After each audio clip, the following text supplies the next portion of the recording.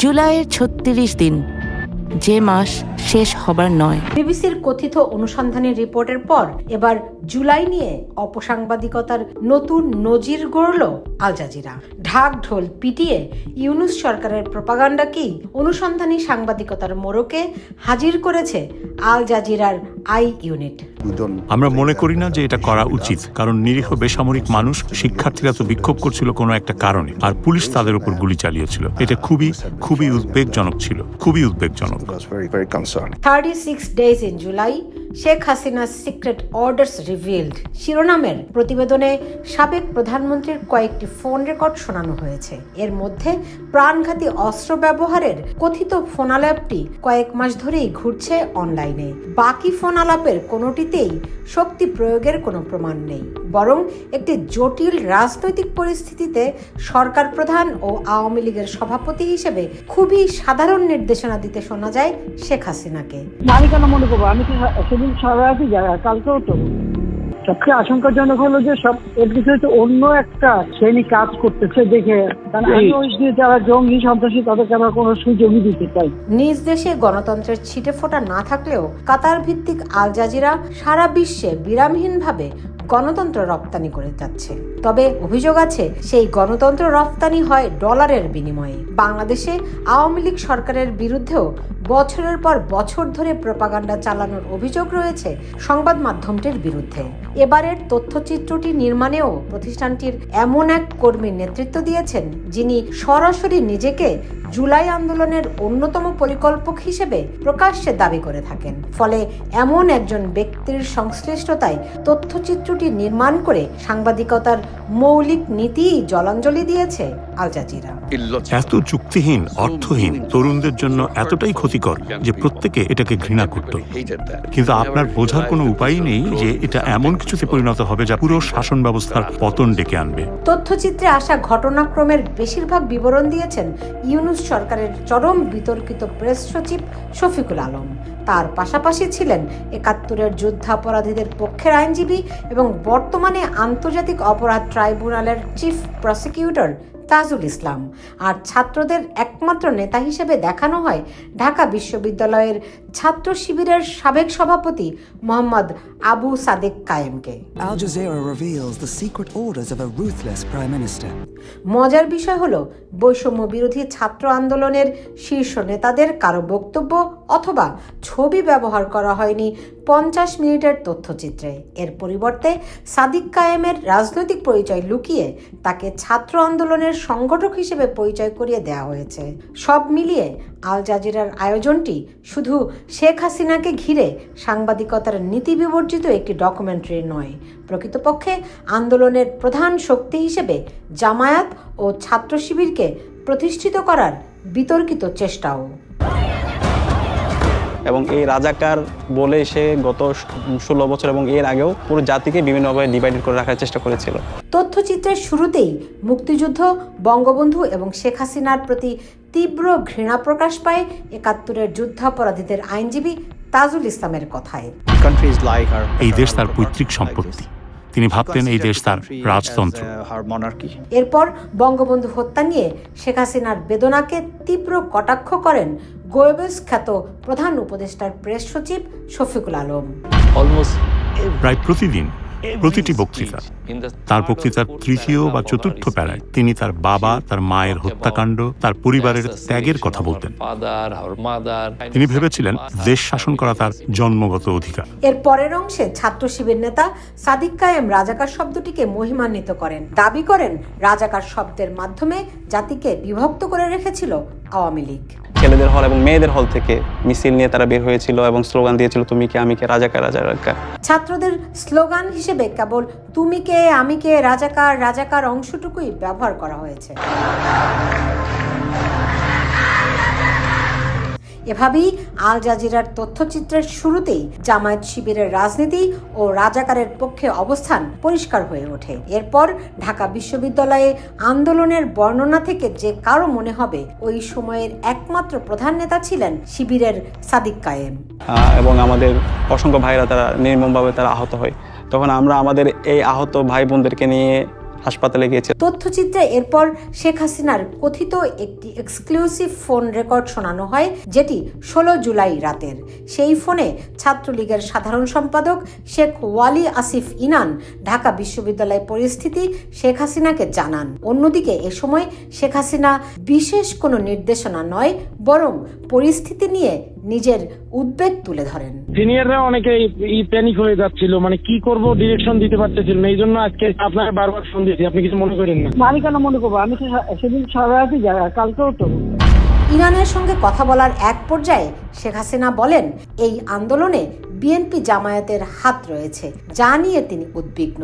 তার সেই ধারণা যে মিথ্যা ছিল না, সেটি এখন সবার কাছেই পরিষ্কার। সবচেয়ে আশঙ্কাজনক হলো যে সব এর পিছনে তো অন্য একটা শ্রেণী কাজ করতেছে দেখে, কারণ আমি ওই যে যারা জঙ্গি সন্ত্রাসী তাদেরকে আমরা কোনো সুযোগই দিতে চাই। তবে আল জাজিরার প্রতিবেদনে শেখ হাসিনার ধারণাকে মিথ্যা প্রমাণ করার চেষ্টা দেখা গেছে। এজন্য বেনামি এক গোয়েন্দা কর্মকর্তার পরিবর্তিত কণ্ঠের বক্তব্য প্রচার করা হয়। তবে মজার বিষয় হলো, পুরো তথ্যচিত্রে আন্দোলনের মূল নেতা হিসেবে যাকে তুলে ধরা হয়েছে, সেই সাদিক কায়েমই ছিলেন ঢাকা বিশ্ববিদ্যালয়ের ছাত্র শিবিরের সভাপতি। আমি বললাম, স্যার, এই যে রাস্তায় আপনার বিরুদ্ধে লোকজন দেখছেন, এরা সাধারণ মানুষ, এদের অনেকেই কোনোদিন রাজনীতি করেনি। এরা সাধারণ মানুষ, এরা সাধারণ শিক্ষার্থী। তথ্যচিত্রের পরের অংশে রংপুরের আবু সাইদের মৃত্যুর ঘটনা দেখানো হয়। আবু সাইদের পর পুলিশের রাবার বুলেট ছোড়ার আগে পুলিশের উপর তার হামলা করার বেশ কয়েকটি ভিডিও ছড়িয়ে আছে অনলাইনে। তবে সেগুলোর কোনোটিই ব্যবহার করেনি আল জাজিরা।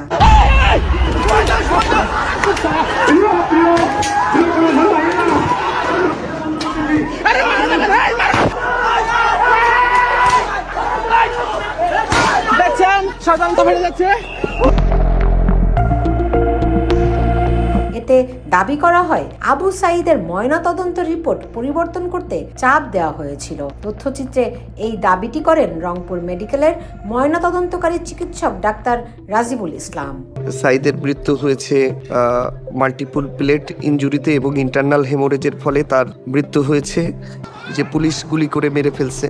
এই জন্য তারা চাচ্ছিল যে আমি যেন হেড ইনজুরিটাকে ফোকাস করি। আল জাজিরা দাবি করেছে, শেখ হাসিনার উপদেষ্টা সালমান এফ রহমান পুলিশকে ময়নাতদন্ত রিপোর্ট পরিবর্তন করার নির্দেশ দেন। তবে তাদের প্রকাশ করা কথিত এক্সক্লুসিভ ফোন আলাপে এমন কোনো প্রমাণ নেই। বরং ময়নাতদন্ত রিপোর্ট দিতে রংপুর মেডিকেলের চিকিৎসকরা কেন দেরি করছেন, সেটি বারবার আইজিপির কাছে জানতে চান সালমান এফ রহমান। হ্যালো, আচ্ছা মামুন, ওই যে রংপুরে যে আবু সাইদ যে মারা গেল, ওর পোস্টমর্টম হয়েছে, রিপোর্ট পাইছেন আপনারা? এখনো পাইনি। আল জাজিরার কাছে ডাক্তার রাজীব দাবি করেন, তাকে পুলিশ বারবার চাপ দিয়েছিল। তবে সালমান এফ রহমানের সঙ্গে ফোন আলাপে তখনকার আইজিপি আব্দুল্লাহ আল মামুন উল্টো অভিযোগ করেন। তিনি বলেন, রংপুর মেডিকেলের চিকিৎসকেরা ময়নাতদন্তের রিপোর্টের বিষয়ে পুলিশকে কোনো তথ্যই দিচ্ছেন না। এখন পান নাই কেন? এত সময় লাগে কেন? এটা আমাদেরকে দেয় নাই স্যার, এবং আমাদের সাথে তো ওরা লুকোচুরি খেলে। প্রশ্ন হলো, চিকিৎসকেরা যেখানে পুলিশের সঙ্গে কথাই বলেননি, সেক্ষেত্রে পুলিশের চাপে ময়নাতদন্ত রিপোর্ট পরিবর্তনের দাবি কতটুকু সত্য? বডি পোস্টমর্টম করা হয়েছে তো রংপুর মেডিকেল করেছে, আমাদেরকে পোস্টমর্টম রিপোর্ট দিতে সময় লাগবে কেন? যদি করে তাকে লুকিচুরি কে খেলতেছে? রংপুর মেডিকেল। উল্টো এই ফোন রেকর্ড শুনে কিছুটা থমকে যেতে দেখা যায় ডাক্তার রাজীবকে। এরপর তিনি দাবি করেন, তার মনে হয়েছে সরকারের সর্বোচ্চ পর্যায় থেকে ময়নাতদন্ত রিপোর্ট বদলাতে বলা হয়েছিল।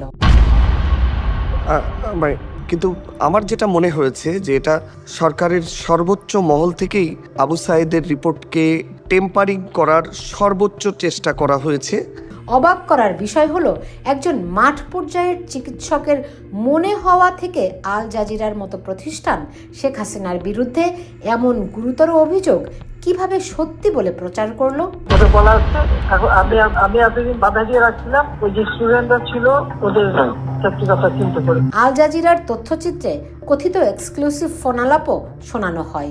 ওই ফোন আলাপটি কিছুদিন আগে বিবিসি এর আরেক কথিত অনুসন্ধানী প্রতিবেদনেও শোনানো হয়েছিল। এও কয়েক মাস ধরেই অনলাইনে ঘুরছে ফোন রেকর্ডটি।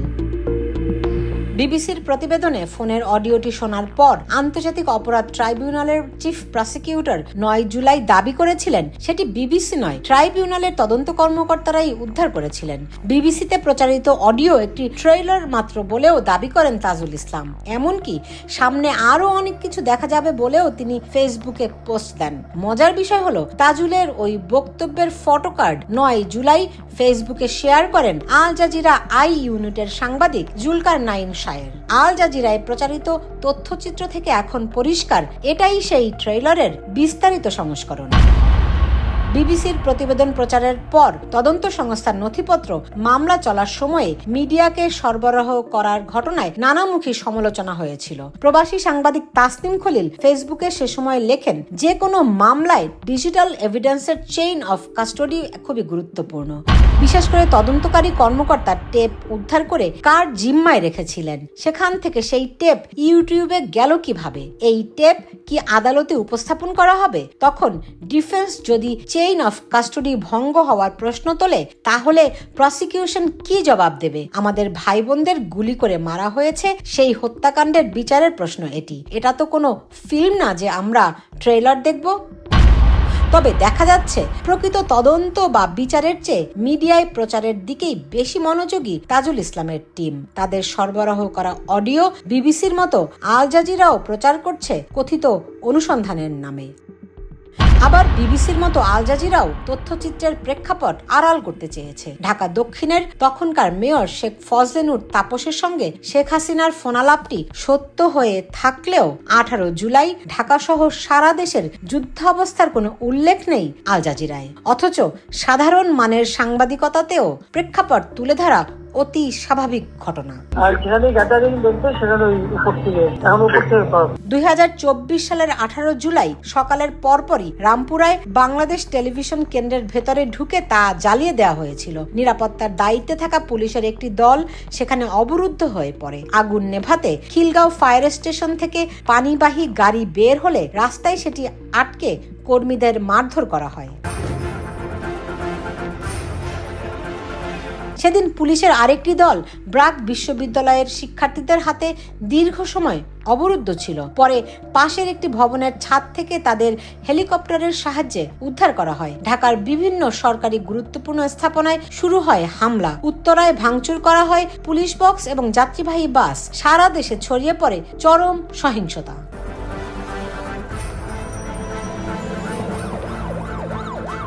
একই দিনে মহাখালী দুর্যোগ ব্যবস্থাপনা অধিদপ্তরেও আগুন দেওয়া হয়। তেজগাঁও ফায়ার স্টেশন থেকে একটি পানিবাহী গাড়ি, একটি ইঞ্জিনবাহী গাড়ি এবং একটি অ্যাম্বুলেন্স রওনা হয়। কথিত উত্তেজিত জনতা রাস্তায় ব্যারিকেড দিয়ে গাড়িটি আটকে ভাঙচুর করে, অ্যাম্বুলেন্সটি ভাঙচুর করে জ্বালিয়ে দেয়। এ সময় 5 জন কর্মকর্তা কর্মচারী আহত হন। একই দিন চট্টগ্রামের বহদ্দারহাট পুলিশ বক্সে দেওয়া আগুন নেভাতে গেলে কালুরঘাট ফায়ার স্টেশনের পানিবাহী ও পাম্প টানা 2টি গাড়ি ভাঙচুর করে আন্দোলনকারীরা। আজকে সেই ডাটা সেন্টার থেকে শুরু করে সবকিছু পুড়িয়ে দেওয়া হয়েছে, সাবমেরিন কেবলটা পর্যন্ত নষ্ট করা হয়েছে। এসব ভয়ঙ্কর হামলা ও সহিংসতায় যারা জড়িত ছিলেন 5ই আগস্টের পর তাদের অনেকেই প্রকাশ্যে দায় স্বীকার করেছেন। যদি মেট্রো রেলে আগুন না দেওয়া হতো, যদি পুলিশদেরকে না মারা হতো, তাহলে বিপ্লবটা এত সহজেই অর্জিত হতো না, কিংবা ফ্যাসিবাদের পতন নিশ্চিত করা যেত না। প্রশ্ন হলো, এমন একটি সহিংস প্রেক্ষাপট সম্পূর্ণ আড়াল করে বিবিসির মতো আল জাজিরাও কেন সরকার প্রধানের একটি ফোনালাপকে খণ্ডিত আকারে প্রচার করছে? আর এইভাবে মায়ের কোল খালি হোক এটা আমি চাই না, কারণ আমি তো বাবা মা সব হারিয়েছি, আমি তো জানি বাবার ব্যথা কত কষ্ট। সাংবাদিকতার ন্যূনতম মানদণ্ড না মেনে অনুসন্ধানী সাংবাদিকতার মোড়কে ইউনূস সরকারের প্রপাগান্ডা মেশিনে কেন তারা পরিণত হয়েছে? এমনকি তাদের প্রচার করা ফোনেও শেখ হাসিনার কথায় একটি বিষয় পরিষ্কার, সেটি হলো পরিস্থিতি নিয়ন্ত্রণের বাইরে চলে যাওয়ায় বিশেষ নির্দেশনা দিতে বাধ্য হয়েছিলেন তিনি। ওটা বলা হচ্ছে, আমি এতদিন বাধা দিয়ে রাখছিলাম, ওই যে স্টুডেন্টরা ছিল ওদের কথা চিন্তা করি। আল জাজিরার আই ইউনিটের সাংবাদিক জুলকারনাইন শাহের 5ই আগস্টের পর 3 কিস্তিতে জুলাই আগস্টের মেটিকুলাস প্ল্যানে তার সরাসরি জড়িত থাকার বিবরণ তুলে ধরেছিলেন ফেসবুকে। তার হয়ে ঢাকায় সমন্বয় ও আন্দোলনকারী নেতাদের জন্য বিদেশি দূতাবাস ও সংস্থার কার্যালয়ে আশ্রয়ের কাজ করেন ডেইলি স্টারের সাংবাদিক জিনা তাসরিন। সে সময়ই শিবির নেতা সাদিক কায়েমের সঙ্গে ঘনিষ্ঠতা হয় জুলকারনাইনের, যাকে তখন তিনি চিনতেন সালমান নামে। জুলাই আন্দোলনের পরিকল্পনা ও সমন্বয়ের সঙ্গে সক্রিয়ভাবে জড়িতদের নির্দেশনা ও বর্ণনার মাধ্যমে একপাক্ষিক যে তথ্যচিত্র আল জাজিরা হাজির করেছে সেখানে মানা হয়নি সাংবাদিকতার সাধারণ মানদণ্ড। পাশাপাশি বহুমুখী কনফ্লিক্ট অফ ইন্টারেস্ট স্পষ্ট। তথ্যচিত্রে শেখ হাসিনাকে বিতর্কিত করার চেষ্টা শুধু নয়, জামাত শিবিরকেও প্রতিষ্ঠিত করা হয়েছে জুলাই আন্দোলনের প্রধান শক্তি হিসেবে। ফলে এই তথ্যচিত্রে হারিয়ে গেছে জুলাই আন্দোলনের সম্মুখ সারির নেতৃত্বের সাহসী ভূমিকা। Sultana Rahman, Bangla news network, new York.